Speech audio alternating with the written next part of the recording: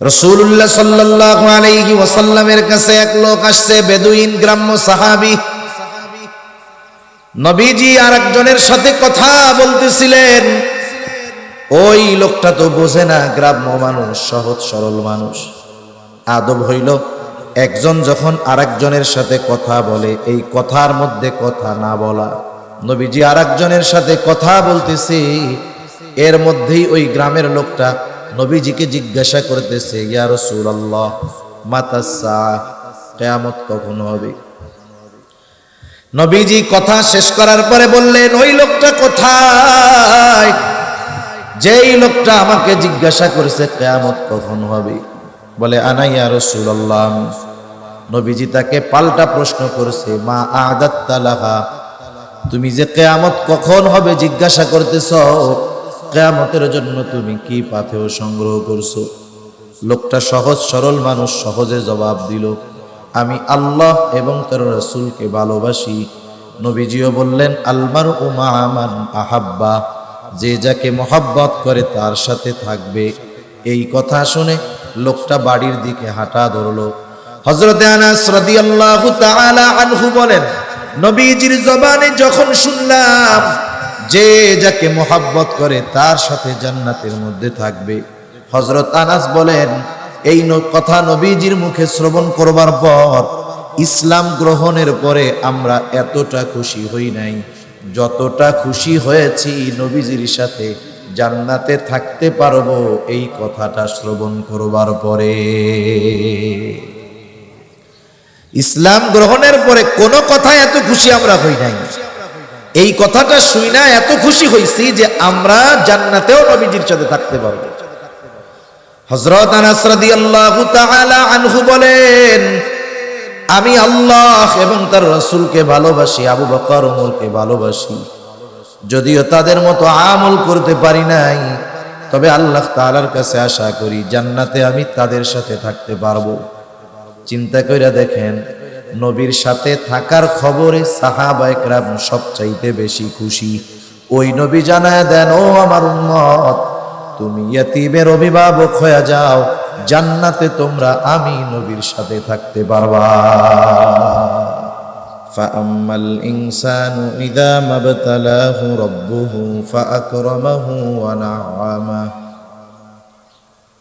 আল্লাহ তাআলা যখন মানুষের পরীক্ষা নেওয়ার জন্য ফাআকরামাহু ওয়া না'আমাহু, তাকে সম্মানিত করে, সাথে সাথে তাকে যখন আল্লাহ তাআলা অনেক রিজিক দেয়, অনেক সম্পদ দেয়, এই মানুষটা মনে করে আল্লাহ তাআলা মনে হয় তাকে ভালোবেসে এগুলো দিয়েছে। তখন সে ওই সম্মান সম্পদের মালিক হবার পর মানুষের সামনে এসে বলতে থাকে, ফায়াকুলু রব্বি আকরামান, যে আমার রব আমাকে সম্মান সম্পদের দ্বারা সম্মানিত করেছে। অনেক বেনামাজি দেখবেন নামাজ কালাম পড়ে না, কিন্তু টাকা পয়সা গাড়ি বাড়ির মালিক, এরকম আছে না নাই? মানুষের সামনে আইসা কি কয়, দেখছেন আল্লাহ আমারে কত ভালোবাসে, এই জন্য আল্লাহ আমাকে ধন দৌলত টাকা পয়সার কোনো কিছুর অভাব দেয় নাই, কিন্তু নামাজ কালাম পড়ে না, আল্লাহ নাফরমানি করে। এখন বলেন তো, ও মনে করতেছে আল্লাহ আমাকে ভালোবেসে এগুলো দিয়েছে, অথচ কি আল্লাহ ভালোবেসে দিয়েছে না পরীক্ষা করার জন্য দিয়েছে? আল্লাহ তাআলা তো দুনিয়ার পথ ফেরাউনরে কম দেন নাই। নমরুদকে আল্লাহ তাআলা বাদশাহী দান করেছে, কারুনকে কত সম্পদ দান করেছে। এখন বলেন তো, কারুনকে সম্পদ দিয়েছে আল্লাহ, এর মানে কারুনকে মনে হয় আল্লাহ খুব ভালোবাসে। ফেরাউনকে কত বড় রাজত্ব আল্লাহ দিয়েছে, নমরুদকে কত বড় রাজত্ব আল্লাহ দিয়েছে। বলেন তো, এর দ্বারা উদ্দেশ্য কি এটা নাকি নমরুদ ফেরাউনরে আল্লাহ খুব ভালোবাসে? সেই জন্য সম্পদ আর দুনিয়ার সম্মান, এটা আল্লাহ তাআলার ভালোবাসা পাওয়ার মানদণ্ড কখনোই হতে পারে না। এ কথাই আল্লাহ তাআলা বলেন, ওই মানুষেরা মনে করে আমি তাকে সম্পদ, আমি তাকে এই নিয়ামত দিয়েছি, মনে হয় তাকে ভালোবাসা, এই জন্য মানুষের সামনে গর্বের সাথে বলে। অথচ আল্লাহ বলেন আমি এগুলো দিলাম পরীক্ষা করার জন্য। আবার যখন পরীক্ষা নেওয়ার জন্য আল্লাহ তাআলা মাঝে মধ্যে সম্মান কেড়ে নেয়, সম্পদ কেড়ে নেয়। আল্লাহ তাআলা যেমন মানুষকে সচ্ছলতা দিয়ে পরীক্ষা নেয়, আল্লাহ তাআলা অভাব দিয়েও বান্দার পরীক্ষা নেয়। এরপরেই আল্লাহ তাআলা বলেন ওয়া আম্মা ইযা মাবতালাহু ফাকাদারা আলাইহি রিজকাহু ফায়াকুলু রাব্বি আহানান। আল্লাহ তাআলা যখন মানুষের পরীক্ষা নেওয়ার জন্য ফাকাদারা আলাইহি রিজকাহু, তার রিজিককে আল্লাহ তাআলা সংকীর্ণ করে দেয়, তাকে অভাবে ফেলে দেয়, সে তখন বলে ফায়াকুলু রাব্বি আহানান, আমার রব আমাকে অপমানিত করেছে। মুফাসসিরিনে কেরাম বলেন কেমন যেন সে বলতে চায় আমি সম্মান সম্পদের উপযুক্ত ছিলাম, কিন্তু আল্লাহ তাআলা আমাকে এটা দেয় নাই। নাউজুবিল্লাহ বলে। এখন ও কি বলে যে আমি সম্পদ সম্মানের উপযুক্ত ছিলাম কিন্তু আমাকে এইটা আল্লাহ দেয় নাই। এ কথা বলার দ্বারা আল্লাহ তাআলার ব্যাপারে মিথ্যারোপ করা হয়। কি করা হয় বলেন? যে আমি যোগ্য ছিলাম আল্লাহ দেয় নাই, তাহলে আমি যোগ্য যেহেতু দেয় নাই, এটা বেইনসাফি হইছে না? আল্লাহ তাআলা কি কারোর সাথে বেইনসাফি করে? কেউ যদি আমার আপনার ব্যাপারে এমন কোনো কথা বলে, এমন কোনো বিষয়ে আমাকে আপনাকে দোষারোপ করে যার সাথে আমার কোনো সম্পৃক্ততা নাই, বলেন তো এই রকম দোষারোপ করলে আমি আপনি চুপ থাকবো না তার ওই কথার প্রতিবাদ করব? নিশ্চয়ই নিশ্চয়ই ওই তার কথার প্রতিবাদ আমি আপনি করব। যেই মানুষগুলো এই কথা বলে যে আমি সম্পদ সম্মানের উপযুক্ত ছিলাম কিন্তু আল্লাহ দেয় নাই, আল্লাহ তাআলা তাদের এই কথার জবাবে বলেন, প্রথমেই বলেন কাল্লা, তোমরা যেই কথা বলতেছো এটা কখনোই সত্য কথা নয়। তোমাদের এই কথা ভিত্তিমূল ভিত্তিহীন, তোমাদের এই কথা সত্য নয়। সাথে সাথে আল্লাহ তাআলা ওই ধরনের মানুষের রিজিকের সংকীর্ণতার কারণগুলো আল্লাহ তাআলা বর্ণনা করেন। আল্লাহ তাআলা ওই ধরনের মানুষের রিজিক সংকীর্ণতার কারণগুলোর মধ্যে এক নাম্বার কারণ হিসাবে বলেন তোমাদের রিজিক সংকীর্ণতার কারণটা কি শোনো, বাল্লা তুকরিমুনাল ইয়াতীম, এমনটা নয় যে তুমি সম্পদ সম্মানের উপযুক্ত ছিলা আমি আল্লাহ দেই নাই, বরং তোমার রিজিক সংকীর্ণতার এক নম্বর কারণ তুমি ইয়াতিমদেরকে সম্মান করো না। ইয়াতিমদের সম্মান করো না। ইয়াতিমদের সম্মান করার অর্থ কি? ইয়াতিম তো ছোট হয়, ছোট মানুষকে আবার সম্মান কিভাবে করা হয়? মুফাসসিরিনে কেরাম বলেন এখানে উদ্দেশ্য হলো তোমরা ইয়াতিমের হক যথাযথভাবে আদায় করো না। ইয়াতিম সাধারণত দুই শ্রেণীর হয়, একটা হলো ধনী ইয়াতিম আর একটা হলো গরিব ইয়াতিম। ইয়াতিম কিন্তু বাবা অনেক টাকা পয়সা রেখে গেছে, ধন দৌলত রেখে গেছে, আর একজন ইয়াতিম বাবাও কোনো সম্পদ কিছুই রাখা যায় নাই, এটা গরিব অসহায় ইয়াতিম। সেই জন্য ইয়াতিম ধনী হোক আর গরিব হোক সকল ধরনের ইয়াতিমের সাথে সদাচরণ করার নির্দেশ আল্লাহ তাআলা দিয়েছে। অনেক সময় আত্মীয় স্বজনের মধ্যে ইয়াতিম থাকে, কিন্তু ইয়াতিম যদি টাকা পয়সাওয়ালা হয় আর কি, তার বাপ টাকা পয়সা রেখে মারা গেছে, এই সম্পদের কারণে ওই ধনী ইয়াতিমের সাথে আমরা ভালো আচরণ করি। আবার আরেকজন তার বাপও গরিব, একেবারে টাকা পয়সা কিছুই রাখা যায় নাই, মারা গেছে, আত্মীয় স্বজন তার খরচ বহন করে, এই যে গরিব ইয়াতিম ওর সাথে আমরা খারাপ আচরণ করি। ইয়াতিম ধনী হোক আর গরিব হোক উভয় অবস্থায় তার সাথে ভালো আচরণ করতে হবে। সেই জন্য সদাচরণ হলো সকল ধরনের ইয়াতিমের হক। রাসূল আকরাম সাল্লাল্লাহু আলাইহি ওয়াসাল্লামের কাছে এক লোক আসছে, আয়েশা বলে ইয়া রাসূলুল্লাহ আমার অন্তরটা বড় কঠোর, আমার অন্তরটা বড় শক্ত, ইয়া রাসূলুল্লাহ আপনি আমাকে এমন আমল শিখায়া দেন যে আমল করলে আমার শক্ত হৃদয়টা নরম হয়ে যাবে। রাসূল আকরাম সাল্লাল্লাহু আলাইহি ওয়াসাল্লাম তাকে বললেন, ওমসাহ রাসাল ইয়াতীম ওয়া আতঈমিল মিসকিন, তুমি ইয়াতীমের মাথায় হাত বুলায় দাও আর মিসকিনদের খানা খাওয়াও, আল্লাহ তাআলা তোমার কঠিন হৃদয়টাকে নরম বানায়া দিবে। সেই জন্য মাঝে মধ্যে আমরা ইয়াতীমের মাথায় হাত বুলায়া দিব, ইয়াতীমের সাথে ভালো আচরণ করব। রাসূলুল্লাহ সাল্লাল্লাহু আলাইহি ওয়াসাল্লামকেও আল্লাহ তাআলা নির্দেশ দিয়েছেন, ও পয়গম্বর, আপনি তো ইয়াতীম ছিলেন, ইয়াতীম, আমি আপনাকে ইয়াতীম অবস্থায় পেয়েছি, ইয়াতীম অবস্থায় পেয়ে আমি আপনাকে ছেড়ে দেই নাই। ওয়াজাদাকা ইয়াতীমান ফাআওয়া, আল্লাহ তাআলা রাসূল আকরাম সাল্লাল্লাহু আলাইহি ওয়াসাল্লামের ব্যাপারে বলেন, আমি আপনাকে ইয়াতীম অবস্থায় পেয়েছি, ইয়াতীম অবস্থায় পেয়ে আমি আপনাকে ছেড়ে দেই নাই। আমি আপনাকে ইয়াতীম অবস্থায় পাওয়ার পর যথাযথ লালন পালনের ব্যবস্থা আমি আল্লাহ করেছি। আপনি ইয়াতীম নবী, ইয়াতীমের অবস্থা ভালো বুঝবেন। এই জন্য আপনার প্রতি আমি আল্লাহর নির্দেশ হলো, ফাআম্মাল ইয়াতীমা ফালা তাকহার, আপনি ইয়াতীমদের সাথে কখনোই কঠোরতা অবলম্বন করবেন না।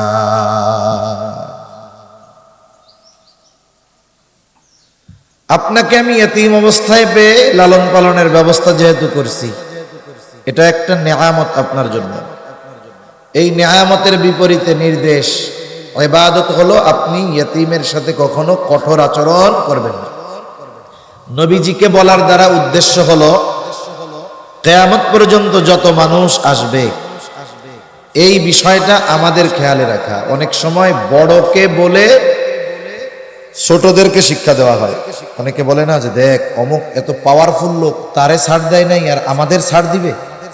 বলছে যদিও নবীকে, কিন্তু উদ্দেশ্য হলো আমরা, যে আমরা কখনো যেন ইয়াতীমদের সাথে কঠোর আচরণ না করি।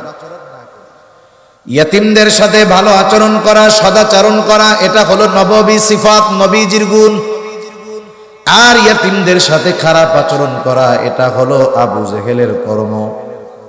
আবু জেহেলের বদ অভ্যাস ছিল, সে ইয়াতীমদের সাথে খারাপ আচরণ করত। শুধু তাই না, ইয়াতীমদের সম্পদ সে নিজে ভক্ষণ করে খায়া ফেলত। সেই জন্য ইয়াতীম ধনী হোক আর গরিব হোক, সর্ব অবস্থায় সকল ধরনের ইয়াতীমের সাথে সদাচরণ করব। খারাপ আচরণ করলে তারা কষ্ট পাবে। যার টাকা পয়সা আছে ওই ইয়াতীম, সে চিন্তা করবে, আরে আমার তো আব্বা নাই, আমার বাপ যদি বাইচা থাকতো তাইলে মানুষে আমার সাথে খারাপ আচরণ করতো না। আর যেটা গরিব ইয়াতীম, ও চিন্তা করবে, আমার তো টাকা পয়সাও নাই, বাপও নাই, যদি থাকতো তাইলে আমার সাথে মানুষ খারাপ আচরণ করতো না। আমার আপনার আচরণের দ্বারা কখনো কোনো ইয়াতীমের জবান দিয়ে আহ বা কষ্টদায়ক কোনো শব্দ যেন বের না হয়, এ ব্যাপারে আমরা খেয়াল রাখবো ইনশাআল্লাহ। সাথে সাথে আমরা যদি পারি ইয়াতীমের অভিভাবক হব, অভিভাবক, ইয়াতীমের রক্ষণাবেক্ষণের দায়িত্ব যদি সম্ভব হয় আমরা পালন করব। যেই সমস্ত ইয়াতীম অভাবী, দরিদ্র, গরিব ইয়াতীম, ওই ইয়াতীমগুলোর অভিভাবকের দায়িত্ব যদি আমরা গ্রহণ করতে পারি, লাভ আছে। অনেক সময় মাদ্রাসাগুলোর মধ্যে অসহায় দরিদ্র ইয়াতীম ছাত্র থাকে কি থাকে না। আপনি আমি যদি একজন ইয়াতীমের অভিভাবক হতে পারি, আমার বাড়িতে যদি একটা ইয়াতীমকে লজিং রাখতে পারি, কিছুটা খাওয়াইতে পারি, নিজের ঘরের সদস্য বানাইতে পারি, আল্লাহর কসম এতে আমার আপনার লস হবে না। নবীজি এক হাদিসের মধ্যে বলেন, যেই ঘরের মধ্যে একজন ইয়াতীম আছে আর ওই ইয়াতীমের সাথে সদাচরণ করা হয়, ভালো ব্যবহার করা হয়, নবীজি বলেন ওই ইয়াতীমের সাথে সদাচরণ করার কারণে নবীজি বলেন ওই ঘরটা হলো উত্তম ঘর। নবী বলেন ওই ঘর কতই না উত্তম ঘর, যেই ঘরে একজন ইয়াতীম আছে আর ওই ইয়াতীমের সাথে সদাচরণ করা হয়, ভালো ব্যবহার করা হয়। এরপরে নবীজি বলেন ওই ঘর কতই না নিকৃষ্ট ঘর, যেই ঘরে একজন ইয়াতীম আছে আর তার সাথে খারাপ আচরণ করা হয়। বুজুর্গানে দিন উলামায়ে কেরাম বলেন, যেই ঘরে ইয়াতীম আছে আর ওই ইয়াতীমের সাথে ভালো ব্যবহার করা হয়, ওই ঘর আল্লাহ তাআলা রহমত বরকত দিয়া ভরপুর কইরা দেয়। আর যেই ঘরে ইয়াতীম আছে আর ইয়াতীমের সাথে খারাপ আচরণ করা হয়, আল্লাহ তাআলা ওই ঘর থেকে রহমত আর বরকত উঠায় নিয়ে যায়। এই জন্য আমি তো জানি না, আমি এমনিই বলতেছি আর কি। এই মাদ্রাসায় যদি থাকে ওইরকম ইয়াতীম, দূরের ছাত্র যদি থাকে, যার একটু সামর্থ্য আছে, সে যদি ইয়াতীমকে লজিং রাখে, খাওয়ায়, তার অভিভাবক হয়, বলেন তার লস আছে? কোনো লস নেই। আপনি আমি যদি একটা ইয়াতীমের পুরা দায়িত্ব গ্রহণ না করতে পারি, আংশিক অভিভাবকত্বের দায়িত্ব গ্রহণ করব। মুহতামিম সাহেবের কাছে এসে বলবো, মুহতামিম সাহেব, আপনার মাদ্রাসায় যদি কোনো ইয়াতীম থাকে, ইয়াতীমের সারা বছর যত জামা কাপড় লাগে আমি বানায় দিব। এত অ্যাবিলিটি নাই, বলবেন ইয়াতীমের যেই জুতা লাগে আমি কিনে দিব, তেল পানি সাবান যা লাগে আমি কিনে দিব। একটা অংশের অভিভাবকত্বের দায়িত্ব হলেও যদি গ্রহণ করা যায়, ইয়াতীমের অভিভাবক হইলে লাভ কি? নবীজির জবানেই শৈলা নেন। নবীজি বলেন, আনা ওয়া কাফিলুল ইয়াতীম কাহাতাইনি ফিল জান্নাহ। নবীজি বলেন, আমি আর ইয়াতীমের অভিভাবক জান্নাতের মধ্যে পাশাপাশি অবস্থান করব। দুনিয়ায় আমরা একজন ভালো মানুষের পাশে থাকার জন্য কত কিছু করি, অথচ জান্নাতে যদি নবীর পাশে থাকা যায়, এর চাইতে সৌভাগ্যের আর কিছু আছে? রাসূলুল্লাহ সাল্লাল্লাহু আলাইহি ওয়াসাল্লামের কাছে এক লোক আসছে, বেদুইন গ্রাম্য সাহাবী। নবীজি আরেকজনের সাথে কথা বলতেছিলেন। ওই লোকটা তো বোঝে না, গ্রাম্য মানুষ, সহজ সরল মানুষ। আদব হইল, একজন যখন আরেকজনের সাথে কথা বলে, এই কথার মধ্যে কথা না বলা, মানুষ বোঝে না। নবীজি আরেকজনের সাথে কথা বলতেছে, এর মধ্যেই ওই গ্রামের লোকটা নবীজিকে জিজ্ঞাসা করতেছে, ইয়া রাসূলুল্লাহ মাতাস সাআহ, কিয়ামত কখন হবে? নবীজি কথা শেষ করার পরে বললেন, ওই লোকটা কোথায় যেই লোকটা আমাকে জিজ্ঞাসা করেছে কিয়ামত কখন হবে? বলে, আনা ইয়া রাসূলুল্লাহ।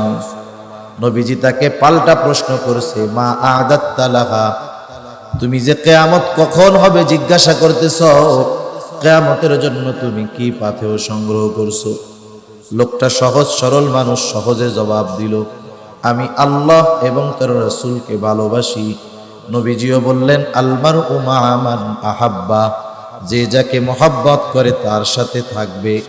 এই কথা শুনে লোকটা বাড়ির দিকে হাঁটা ধরলো।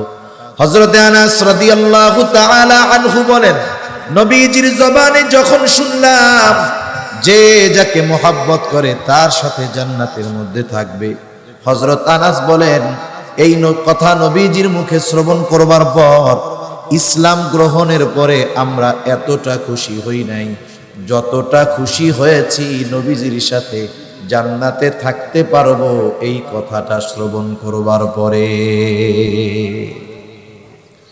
ইসলাম গ্রহণের পরে কোনো কথায় এত খুশি আমরা হই নাই, এই কথাটা শুই না এত খুশি হইছি যে আমরা জান্নাতেও নবীজির সাথে থাকতে পারবো।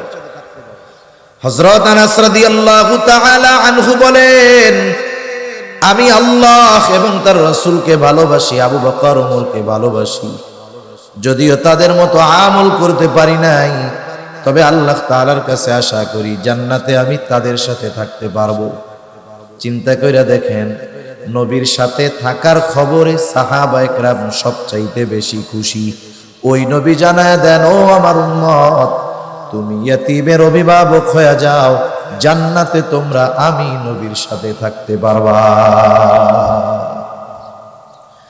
তাহলে আমাদের যার যেমন সামর্থ্য আছে ওই আলোকে ইয়াতীমের অভিভাবকত্ব গ্রহণ করব ইনশাআল্লাহ। করবো তো ইনশাআল্লাহ? আপনি কিছু নাই যাই বলবেন, হুজুর এই ছেলের সারা বছরের কাপড় কাচার যেই সাবান লাগে আমি এটা কিনা দিব, যতটুক তেল লাগে আমি কিনা দিব, যে কয় জোড়া স্যান্ডেল লাগে আমি কিনা দিব, সারা বছরে 2-3টা লুঙ্গি লাগে আমি তার লুঙ্গির দায়িত্ব নিলাম। এভাবে আংশিক হলেও অভিভাবকত্বের দায়িত্ব গ্রহণ করার চেষ্টা আমরা করব ইনশাআল্লাহ। আরে দেখেন, নবীজি এক হাদিসে বলছে না, মান বানা লিল্লাহি মাসজিদান বানাল্লাহু লাহু বাইতান ফিল জান্নাহ, যে মসজিদ বানাবে আল্লাহ তার জন্য জান্নাতে ঘর বানাবে। এই ফজিলতের কথা চিন্তা কইরা আমরা যদি প্রত্যেকে এক একজন এক একটা মসজিদ বানাই, তাহলে তো ইমাম সাহেব খুঁজে পাওয়া যাবে। ঠিক না? এই হাদিসের ব্যাখ্যা এই জন্য মুহাদ্দিসিনে কেরাম বলেন, এক একজন এক একটা বানাবে, বিষয়টা এমন না। মসজিদ বানানোর কাজে যার যতটুকু সামর্থ্য আছে সে তার সামর্থ্য অনুযায়ী অংশগ্রহণ করবে, এর বিনিময়ে আল্লাহ তাআলা জান্নাতে তারে ঘর বানায় দিবে। সুবহানাল্লাহ। আমার তো একজনের দায়িত্ব পরিপূর্ণ নেওয়ার মতো অ্যাবিলিটি নাই, আমার যতটুক আছে ততটুকের দায়িত্ব নিলাম। আশা করা যায় এই কারণেই নবীজির সাথে জান্নাতে থাকা যাবে, ঠিক কিনা বলে? আবার কতজন আছে ইয়তীমের অভিভাবক হবে, কি উল্টা ইয়তীমের সম্পদ ভক্ষণ করে ফেলে। বলেন তো, এমন লোক মনে হয় দুনিয়ায় নাই? এমন লোক দুনিয়ায় অভাব নাই। ইয়তীমের সম্পদ ভক্ষণ করা, এটা হলো আবু জেহেলের খসলাত। আবু জেহেলের কাজ ছিল। আবু জেহেল কি করত? যখন কোথাও কোনো সম্ভ্রান্ত সম্পদশালী ব্যক্তির মৃত্যুর সময় উপস্থিত হতো, আর যদি ওই ব্যক্তির কোনো নাবালক সন্তান থাকতো, আবু জেহেল ওই লোকটার কাছে গিয়ে বলতো, ও ভাই, তুমি হয়তো দুনিয়ায় বেশি সময় থাকবা না, কিন্তু তোমার ইন্তেকালের পর তোমার এই নাবালক সন্তান, তোমার রেখে যাওয়া সম্পদের কি অবস্থা হবে? এইগুলা তো মানুষে দখল দিয়ে নিয়ে যাইব, তোমার সন্তান সম্পদ বঞ্চিত হবে। একটা কাজ করো, তুমি মানুষের সামনে ওসিয়ত কইরা যাও যে তোমার মৃত্যুর পর তোমার সম্পদ এবং সন্তানের অভিভাবক হইলাম আমি। লোকটা চিন্তা করতো, কাজটা তো খারাপ হবে না। আবু জেহেল যদি আমার সম্পদ আর সন্তানের দায়িত্ব নিয়ে নেয়, তাইলে মক্কায় কেউ নাই যে আমার সম্পদ আর সম্পদের সন্তানের দিকে হাত বাড়াবে। সন্তান আর সম্পদের নিরাপত্তার কথা চিন্তা করে ওই আবু জেহেলকে মানুষের সামনে অভিভাবক হিসাবে ঘোষণা কইরা যাইত। লোকটা যখন দুনিয়া থেকে চলে যাইত, ওই ইয়াতিম বাচ্চা যখন বড় হইত, বুঝতে শিখত, আবু জেহেলের কাছে গিয়া যখন তার সম্পদ চাইত, আবু জেহেল তার সাথে খারাপ আচরণ কইরা ঘাড় ধাক্কা দিয়া বাইর কইরা দিত। আমাদের সমাজেও এরকম আবু জেহেল মার্কা লোকের অভাব নাই। ভাই মারা গেছে, ভাতিজা নাবালক, ভাতিজার সম্পদ নিজে দখল দিয়া ভাতিজাকে ঘর থেকে বাহির করে দেয়, খারাপ আচরণ করে। এমন লোক বলেন তো সমাজে আছে না নাই? সাধারণভাবে অন্য কারো সম্পদ অন্যায়ভাবে ভক্ষণ করা, এটা নিঃসন্দেহে বড় মন্দ কাজ। কিন্তু ইয়তীমের সম্পদের ব্যাপারে আল্লাহ তাআলা আরেকটু কঠোরতা অবলম্বন করে বলেন, ইয়তীমের সম্পদ এটা হলো আগুন, আগুন। সেই জন্য আল্লাহ তাআলা বলেন, ইন্নাল্লাযীনা ইয়াকুলুনা আমওয়ালাল ইয়াতামা যুলমা ইন্নামা ইয়াকুলুনা ফি বুতুনিহিম নারা ওয়া সায়াসলাউনা সাঈরা। আল্লাহ তাআলা বলেন, নিশ্চয়ই যারা অন্যায়ভাবে ইয়তীমের সম্পদ ভক্ষণ করে, ইন্নামা ইয়াকুলুনা ফি বুতুনিহিম নারা, কেমন যেন তারা আগুন দিয়ে তাদের পেট ভরে। বলেন তো, আগুনের স্থান জান্নাত নাকি জাহান্নাম? এই জন্য আল্লাহ তাআলা বলে, গোলাম, দুনিয়ায় ইয়তীমের সম্পদ ভক্ষণ করলি, পেটটারে আগুন দিয়া ভরলি, ওয়া সায়াসলাউনা সাঈরা, অচিরেই তাদের আবাসস্থল হবে জাহান্নাম। এই জন্য ইয়তীমের সম্পদ ভক্ষণ করলে জাহান্নামে যাওয়া লাগবেই, এই ঘোষণা যিনি দিলেন তিনি কে? এজন্য খবরদার, কখনো ইয়তীমের সম্পদের দিকে হাত বাড়াবো না। সাধারণভাবেই অন্য কারো সম্পদ অন্যায়ভাবে দখল দিলে খবর হয়ে যাবে কিয়ামতের দিন। আপনাদের এলাকায় আইল ঠেলাঠেলি অভ্যাস আছে, বুঝেননি? একজনে কুপাইতে কুপাইতে আর একজনের জমির মধ্যে চলে যায়, এই আমল আছে না? বড় খারাপ কাজ। রাসূলুল্লাহ সাল্লাল্লাহু আলাইহি ওয়াসাল্লাম বলেন, কেউ যদি অন্যায়ভাবে কারো 1 বিঘত জমিনও দখল দেয়, মাত্র 1 বিঘত, নবীজি বলেন কিয়ামতের দিন 7 তবক জমিন তার গলায় ঝুলায় দেওয়া হবে। এই জন্য সাবধান, দুনিয়ায় একটু কম খাইলাম ভালো, আখেরাতে যেন ধরা পড়ে না যাই। দুনিয়ায় যদি একটু আরেকজনরে ছাড় দেই, প্রতিবেশীরে যদি একটু ছাড় দিয়া দেই, দুনিয়ায় যদি ছাড় দেই, আশা করা যায় কিয়ামতের দিন আল্লাহ আমাকে ছাড় দিয়া নাজাত দিয়া দিবে, ঠিক কিনা বলেন?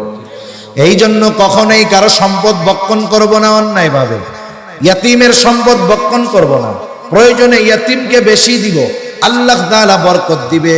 ইয়াতিমকে সম্মান করার অর্থই হলো এইটা, ইয়াতিমের সাথে সদাচরণ করা, পারলে ইয়াতিমের অভিভাবক হওয়া, কখনোই ইয়াতিমের সাথে খারাপ আচরণ না করা, ইয়াতিমের সম্পদ অন্যায়ভাবে ভোগ না করা। আল্লাহ রাব্বুল আলামিন রিজিক সংকীর্ণতার দ্বিতীয় কারণ বলেন, ওয়ালা তাহাদ্দুনা আলা তাআমিল মিসকিন। আল্লাহ তাআলা বলেন তারা মিসকিনদেরকে খানা প্রদানে অপরকে উৎসাহ দেয় না। এখানে আল্লাহ তাআলা প্রথম বিষয় উল্লেখ না করে দ্বিতীয় বিষয় উল্লেখ করেছেন। কিছু কিছু সময় এমন হয় একটা প্রশ্নের জবাব দেওয়ার দ্বারা আগের অনেক প্রশ্নের জবাব অটোমেটিক পাওয়া যায়। আল্লাহ তাআলা বললেন যে তারা অন্যকে মিসকিনদের খানা দিতে উৎসাহ দেয় না, বরং নিরুৎসাহিত করে। এর মানে কি বোঝা গেল? সে নিজেও দেয় না, আর একজনকেও দিতে দেয় না। মনে করেন এক গ্রামে শিক্ষিত মানুষ খুব কম। এখন ওই গ্রামের মানুষ মুরব্বী যারা আছে, আগের মুরব্বী লেখাপড়া বলতে বুঝে যে ম্যাট্রিক আইএ পাস করলে অনেক শিক্ষিত। এক সময় মানুষ ম্যাট্রিক আইএ পাস করলে গ্রামের মানুষ দেখতে আসতো যে অমুকের ছেলে আইএ পাস করছে। এরকম ছিল না গ্রামে? আগে ছিল। এখন ওই গ্রামের আইএ পাস এর বেশি কেউ নাই, কিন্তু একটা ছেলে লেখাপড়া শিখছে, অনেক লেখাপড়া, ঢাকা ভার্সিটিতে পড়ছে, অনার্স মাস্টার্স কমপ্লিট করছে, সাথে সাথে বিসিএস ক্যাডার হয়ে গেছে। বিসিএস ক্যাডার হলো বাংলাদেশের সর্বোচ্চ শিক্ষিত মানুষ। এখন ওই লোক যখন গ্রামে আসছে, গ্রামের সব মানুষ দেখতে আসছে যে আমাদের এই ছেলেটা নাকি সারা দেশের বড় এক শিক্ষিত মানুষ। সবাই দেখে দেখে কথাবার্তা বইলা চলে গেছে। একজন মুরব্বী দাঁড়িয়ে আছে। মুরব্বী তো জানে যে আইএ পাস করলে সে অনেক বড় শিক্ষিত, ম্যাট্রিক পাস করলে অনেক বড় শিক্ষিত। এখন মুরব্বী দাঁড়ায় আছে, সবাই চলে যাওয়ার পরে ওই বিসিএস ক্যাডার ভার্সিটি লেভেল পার কইরা বিসিএস ক্যাডার হয়ে বড় চাকরি করতেছে, ওরে জিজ্ঞাসা করতেছে, বাবা তুমি কি লেখাপড়া করছো? বলে চাচা আমি ঢাকা ভার্সিটি থেকে মাস্টার্স শেষ করছি, সাথে সাথে আমি এখন বিসিএস দিয়ে বিসিএস ক্যাডার আনি। এখন মুরব্বী তো বুঝে আইএ ম্যাট্রিক আইএ পাস করলে শিক্ষিত। ওরে জিজ্ঞাসা করতেছে, বাবা বুঝলাম তুমি মাস্টার্স হইছো, বিসিএস ক্যাডার হইছো, তুমি কি আইএ পাস করছিলা? আব্বা বুঝেন নাই? কথা বুঝতে পারছেন? এখন বলেন তো, যে অনার্স মাস্টার্স করলো সে কি ম্যাট্রিক ফেল করলে ওইটা পড়তে পারবে? আইএ পাস না করলে সে কি অনার্স করতে পারবে? পারবে না। তার মানে কেউ যদি বলে যে আমি মাস্টার্স কমপ্লিট করছি, তার মানে বোঝা গেল সে 5-এ পাস করছে, 8-এ পাস করছে, ম্যাট্রিক পাস করছে, আইএ পাস করছে, অনার্সও পাস করছে, এরপরেই না মাস্টার্স পাস করতে পারছে। কিছু কিছু বিষয় আছে দ্বিতীয় বিষয় উল্লেখ করার দ্বারা প্রথম বিষয়টা তার মধ্যে পাওয়া যায়। তার মানে আল্লাহ তাআলা বলতেছেন এই কথা যে তোমরা নিজেরাও তো মিসকিনদের খানা দাওই না, অপরকেও দিতে উৎসাহ দাও না, বরং নিরুৎসাহিত করো। ইয়াতিম মিসকিন অসহায়দের খানা খাওয়ানো বড় ফজিলতের কাজ। রাসূল আকরাম সাল্লাল্লাহু আলাইহি ওয়াসাল্লামের কাছে এক লোক এসে প্রশ্ন করতেছে, আইয়ুল ইসলামি খাইর, ইসলামের মধ্যে সর্বোত্তম আমল কোনটা? নবীজি ছিলেন উম্মতের রূহানি ডাক্তার, এই জন্য একই প্রশ্ন ব্যক্তি ভেদে নবীজি বিভিন্ন জবাব দিতেন। যার আলোকে যার যেই ব্যক্তির অবস্থা যেমন প্রশ্নের উত্তর হইত ওই ব্যক্তির আলোকে। একই ওষুধ রোগীর পরিবর্তনে, একই অসুখের ওষুধ কিন্তু পরিবর্তন হয়ে যায়। মনে করেন একজনের ব্যথা উঠছে, ব্যথা হইলে ব্যথার বড়ি দিতে হয়, ঠিক না? কিন্তু বলেন তো যার কিডনি ড্যামেজ, এর কি ব্যথার বড়ি সহজে দেওয়া যাবে নাকি? রোগীর অবস্থা দুই রকম। কিডনি রোগীরে ব্যথার বড়ি খাওয়াইলে ওর কিডনি ফেল হয়ে যাবে, কিন্তু সাধারণ যার কিডনি সমস্যা নাই, ওরে যদি একই ব্যথা হয় ওরে ব্যথার ট্যাবলেট দেওয়া যাবে। এই জন্য প্রশ্ন এক, কিন্তু ব্যক্তির ভিন্নতায় নবীজি একই প্রশ্নের জবাব ভিন্ন রকম দিতেন।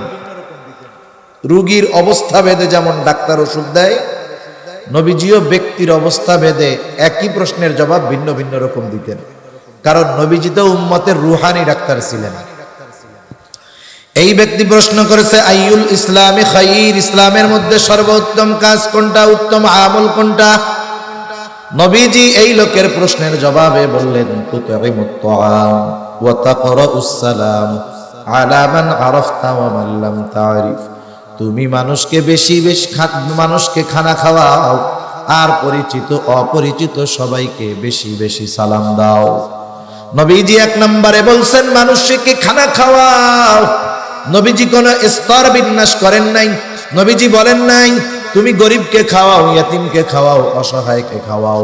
বরং নবীজি সাধারণভাবে বলছে মানুষকে খানা খাওয়াও। এই হাদিসের আলোকে মুহাদ্দিসিনে কেরাম বলেন, একজন গরিব মানুষ সে যদি কোটিপতিকেও খানা খাওয়ায়, দুনিয়ার স্বার্থে নয় বরং আল্লাহ তাআলার সন্তুষ্টির জন্য, বলেন তো এই খানা খাওয়ানোর মধ্যে ফজিলত আছে না নাই? খানা খাওয়ানোর মধ্যে ফজিলত আছে। আপনি আপনার বিবাহের আয়োজন করেছেন, আত্মীয় স্বজনদের দাওয়াত দিচ্ছেন, ছেলের বিবাহ কমিউনিটি সেন্টার ভাড়া করছেন, দাওয়াত দিয়া খাওয়াইলেন, বলেন তো ফজিলত আছে না নাই? জোরে কোন। অনেক জায়গায় দেখবেন খানা খাওয়ায়া টেবিল নিয়ে উল্টা টাকা নেওয়ার জন্য বৈশা থাকে। যদি এই কাম করে তাইলে ফজিলত আছে না নাই? আপনাকে ওইদিকে আছে নাকি এরকম? নাই, কে কইছে ফজিলত? হুজুর খাওয়াইয়া যদি নিয়ত ঠিক রাখি তাহলে আল্লাহ সওয়াব দিব, আর টাকা নিলে তো টাকার লাভ হইল। কি কোন ফজিলত হয় নাই? এই দাওয়াত দিয়ে বিনিময় পাওয়ার আশা, টাকা তোলা, এটা হলো দাওয়াতি না, এটা হলো ডাকাতি।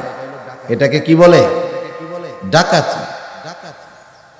আমরা যাকেই দাওয়াত দেই আমরা খাওয়াবো আল্লাহর জন্য, বিনিময়বিহীন, প্রতিদান আশা করব না কারো কাছে। যাদেরকেই খাওয়াই, অনেক সময় প্রতিবেশী অভাবী দরিদ্র, তারে খানা খাওয়াইল, আশা করে যে আমি বিপদে আপদে পড়লে দৌড়ে আসবে। যদি না আসে বলে তোরে আমি খাওয়াইলাম, তুই আমার বিপদে একটু আসলিও না। এরকম খোটা দেওয়া লোক সমাজে তো নাই মনে হয়? আছে। আমি আপনি যাকেই খানা খাওয়াই না কেন একেবারে বিনিময়ের আশাবিহীন খানা খাওয়াবো। দরিদ্র হোক, ধনী হোক, আর কোটিপতি হোক, আমি কারো কাছ থেকে প্রতিদান আশা করব না। একমাত্র প্রতিদান আশা করব কার কাছে? আল্লাহর কাছে। সাহাবায়ে কেরাম কখনো আশা করতো না। সাহাবায়ে কেরাম মানুষকে খানা খাওয়াইতো, দরিদ্র অসহায়দেরকে খানা খাওয়ায়া প্রতিদান আশা করতো না। আল্লাহ তাআলা বলেন, ওয়ায়ুতঈমুনাত তাআমা আলা হুব্বিহি মিসকিনাও ওয়া ইয়াতীমান ওয়া আসীরা ইন্নামা নুতঈমুকুম লিওয়াজহিল্লাহ। এই দরিদ্র অসহায় ইয়াতীম মিসকিন ভিক্ষুক গরিবদের খানা খাওয়ায়া এই আশা করতো না ওর দ্বারা আমি উপকার লাভ করব। বরং সাহাবায়ে কেরাম বলতো, শুইনা নাও, ইন্নামা নুতঈমুকুম লিওয়াজহিল্লাহ, আমরা তোমাদেরকে খানা খাওয়াইছি আল্লাহর জন্য। লা নুরিদু মিনকুম জাযাআও ওয়ালা শুকুরা। খানা যেহেতু আল্লাহর জন্য খাওয়াইছি, লা নুরিদু মিনকুম জাযাআ, তোমাদের কাছে আমরা কোনো প্রতিদান চাই না, বিনিময় চাই না। শুধু বিনিময় তো নয়, ওয়ালা শুকুরা, আমার খানা খাইয়া আমারে ধন্যবাদ দাও, এটাও আমরা চাই না। কারণ খানা খাওয়াইছি আল্লাহর জন্য, এই খানা খাওয়ানোর প্রতিদান যিনি দিবেন তিনি কে? সেই জন্য সাধারণভাবে খানা খাওয়ানো এটা ফজিলতের কাজ, আল্লাহর জন্য খাওয়াইলেই সওয়াব। 2 নাম্বার, যদি প্রতিবেশী হয়, প্রতিবেশীকে খানা খাওয়ানো এটা আরেক ফজিলতের কাজ। নবীজি এক হাদিসের মধ্যে বলেন, তুমি তোমার তরকারির মধ্যে ঝোলটা বাড়ায়া দাও যাতে প্রতিবেশীর খোঁজ খবর নিতে পারো। আবার দেখেন, প্রতিবেশী যদি গরিব হয় তাইলে খানা খাওয়ানো আরো ফজিলতের কাজ। বরং অভুক্ত প্রতিবেশীকে খানা খাওয়ানো এটা ঈমান সম্পৃক্ত বিষয়। এক তো প্রতিবেশী, আবার অভুক্ত দরিদ্র, এজন্য নবীজি সাল্লাল্লাহু আলাইহি ওয়াসাল্লাম বলেন, লাইসাল মুমিন আল্লাযী ইয়াশবাউ, ওই ব্যক্তি মুমিন নয় যে নিজে পেট ভরে খায়, তার প্রতিবেশী অভুক্ত থাকে। এই জন্য চিন্তার বিষয় ভাই, আমি নামাজ পড়ি, তাহাজ্জুদ পড়ি, আওয়াবিন ইশরাক নফল ইবাদত করি, সব আমল ঠিক আছে, কিন্তু আমার প্রতিবেশী যদি অভাবী হয়, অভুক্ত হয়, অভুক্ত কাটায়, আর এই দিক দিয়া যদি আমি পেট ভরে খাই, নবীজি বলেন অভাবী অভুক্ত প্রতিবেশীকে রাইখা তুমি পেট ভইরা খাইলা, তুমি তাহাজ্জুদ গুজারি হইছো, কিন্তু ইমানদার পূর্ণরূপে হইতে পারো নাই। এজন্য আমার আপনার প্রতিবেশী যদি অভাবী দরিদ্র থাকে, খোঁজ খবর রাখবো তো ইনশাআল্লাহ। এই যে রজব মাস চলে আসছে, নবীজি রজব মাস আসলেই দোয়া করতেন, আল্লাহুম্মা বারিক লানা ফি রজব ওয়া শাবান ওয়া বাল্লিগনা রমাদান। আল্লাহ, আপনি আমাদেরকে রজব শাবানের বরকত দান করেন, আমাদেরকে রমজান পর্যন্ত পৌঁছায়া দেন। এই রমজান মাস যখন আসে আমরা কত কিছুর আয়োজন করি, ইফতারি লাগবো, কত কিছু আমার লাগবে, অথচ দেখা যাবে আমার সামনে 5-7 প্রকারের আইটেমের ইফতার থাকার পরেও মনে হবে আর একটা থাকলে ভালো হইতো। অথচ দেখা যাবে আমার প্রতিবেশীও রোজা রাখছে, ও পান্তাবাদ চিনেন তো, পানি দিয়া ভাত, লবণ নিয়ে একটা মরিচ নিয়ে বৈশা আছে, আজান দিলে ইফতার করবে। আমার 8 প্রকারের ইফতার, আমার মন চায় আরো একটা হইলে ভালো হইতো, কিন্তু আমার প্রতিবেশী ইফতার করবে, ইফতার করার জন্য তার পানি আর খেজুর ছাড়া কিচ্ছু নাই। এখন বলেন তো অবস্থা কি হইল? এজন্য আমরা এখন থেকে প্রস্তুতি নিব, যার অ্যাবিলিটি আছে। আমার প্রতিবেশীর অবস্থা কেমন কি আমরা জানি কি জানি না?